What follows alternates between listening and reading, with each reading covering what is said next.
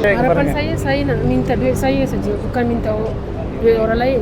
Sebab saya ada masalah dan saya ni sekarang dah kehilangan upaya. Saya minta saya punya duit. Saya dah tunggu lama. Lepas tu masalah saya ni ditolakkan. Lepas tu saya datang merayu kat sini. Dia sekarang sengsara.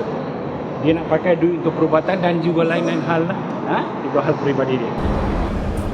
Sebelah kanan saya adalah Puan, sebelah kanan saya adalah warga Malaysia pencarum KWSP.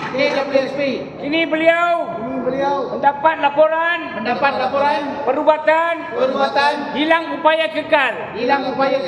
Tetapi kenapakah pengurusan besar KWSP langsung tidak peduli, langsung tidak prihatin terhadap mangsa.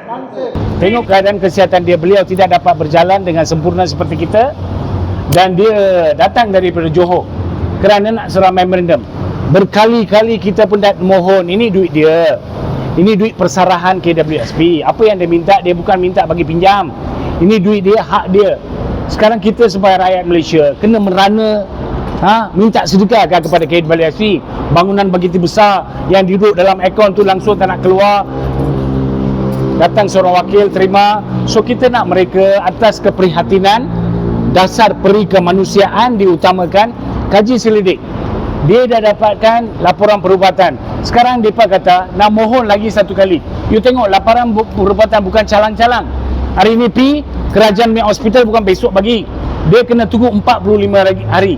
Dalam 45 hari ni, sekiranya dia bunuh diri, adakah pihak CEO KW akan bertanggungjawab atau Menteri Kewangan akan bertanggungjawab? Kita tanya, siapa akan bertanggungjawab sekiranya kehilangan nyawa?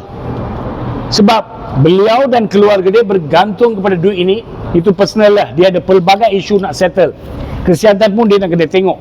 So untuk duit perubatan tu, dia memang nak pakai duit ni. So apa yang dia minta adalah duit apa yang dia ada sana. So maka bila dia ada insurans AIA pun dah bayar. Dia tengok laporan perubatan itu swasta tau. Dia tengok insurans, bukan calang-calang boleh dapat Mia. Dia tengok semua, lepas tu dia dah bagi. So demi dia hari ni kita datang sini untuk serah memorandum. Jangan campak saya memorandum tu. Saya mohon sekali lagi, kali ketiga sikap mohon jasa baik budi bicara. Orang berbudi, kita berbahasa. Mereka kaji selidik.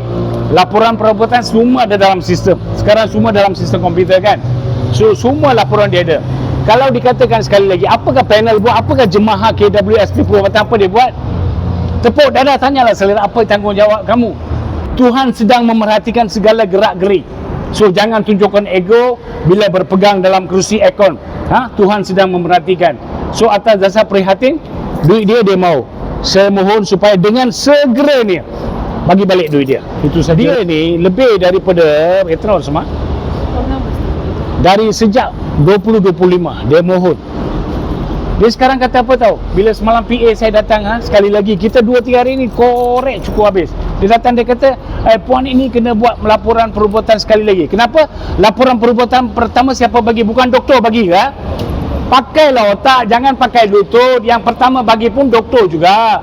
You nak semak, bukan doktor calang-calang, itu pakar perubatan daripada hospital kerajaan. Kenapa dia kena buat sekali lagi? Kalau nak buat sekali lagi, siapa bayar RM85? Mereka nak bayar ke? Lagi sekali, kalau kita dia mohon pun kena tunggu 45 hari. Bukan senang-senang dia tulis bagi. Okey? So saya mohonlah, kali ini kita bagi masa 1 minggu. Hari ini sampai minggu depan hari Rabu. Kalau tidak, kita akan berganjak apa nak buat, kita tahulah cara.